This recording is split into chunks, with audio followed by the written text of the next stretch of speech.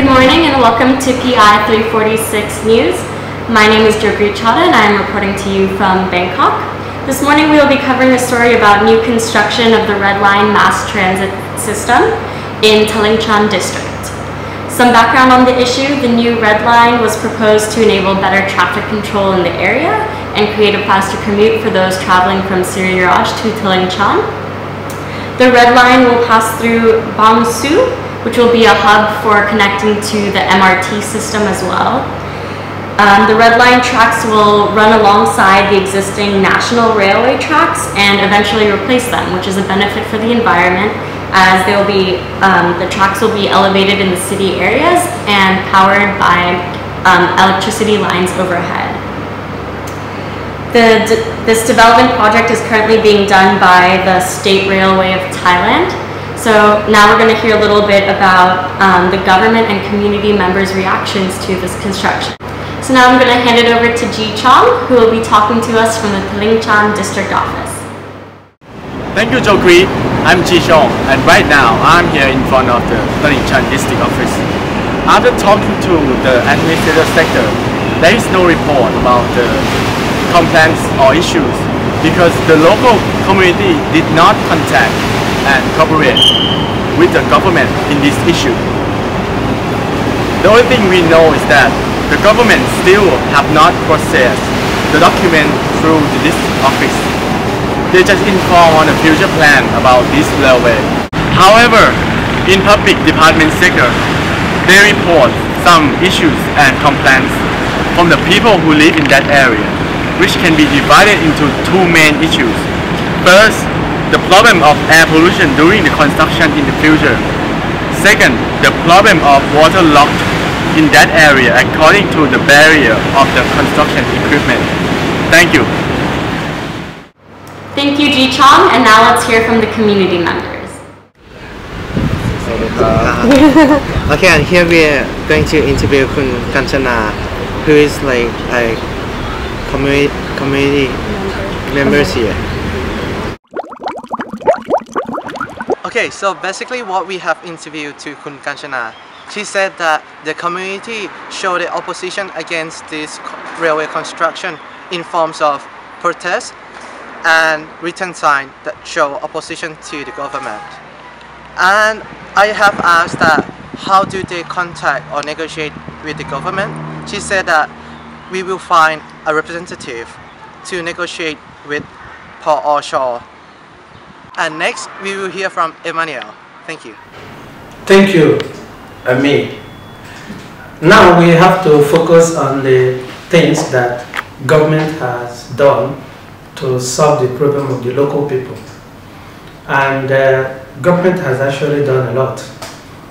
Government has provided an avenue and the enabling environment that will satisfy the needs of these local people.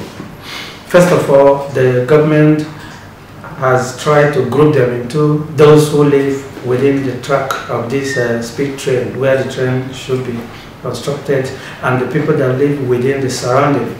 So that means that those who are actually within the track of the train station should live permanently, and government has tried to provide a place they will stay, which is a step in the right direction.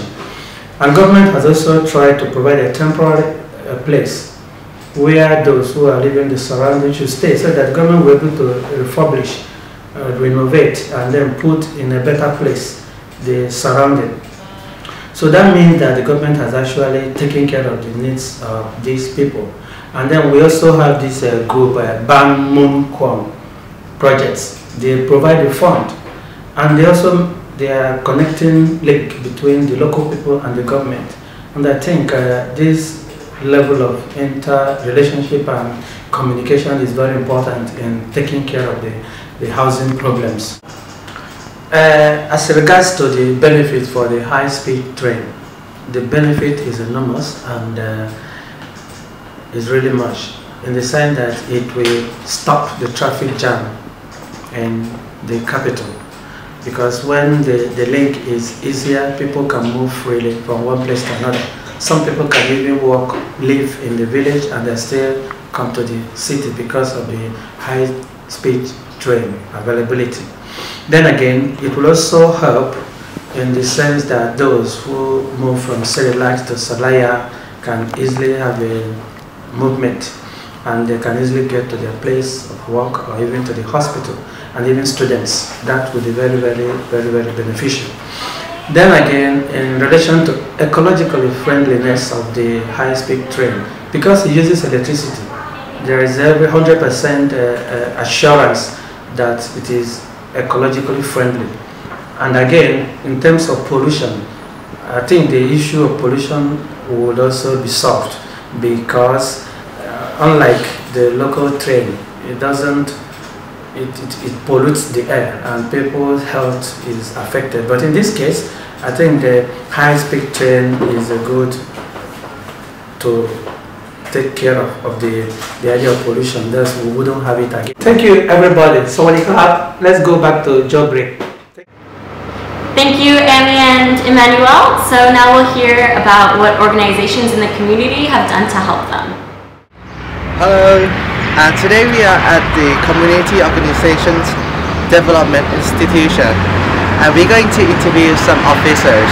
Let's go! Okay, and now we are with Kun Shayada Singhapi, who is the Vice Assistant of Bangkok Metropolitan Region. We're going to interview her about how does POSH get involved with the local people.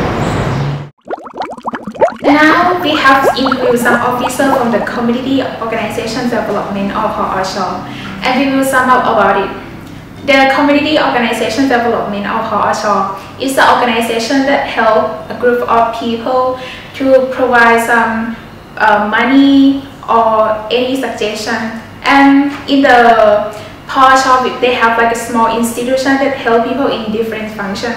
And in this case, for the high-speed train, the Ban Mang Khong institution is play an important role for this problem. Ban Mang Khong institution, they help the people to provide fund, support or the budget to the people, and the budget have divided into 3 parts. The first one is the budget for loaning. The second one is the budget for housing, and the third one is the budget for public utility. And the responsibility of the POSH is that when the problem occurs, so they go to that area and interview some people or explore that what do people need or what do people want, and then when they know what do people need, like they will set a group of people that find the leaders and the colleagues to be like the representative of the people that have a problem. And then when the people get the final result that what do they want, so they will send the information to the POSH, and then the POSH will send the information to the government. And the last one is that when they know exactly what do they want, so the government will give the money to the POSH, and the POSH will help for the people, like provide the budget, money, and any support. Okay, let's go back to Jagri. Thank you, Bangkok, for listening to PI 346 News, and we'll see you next time.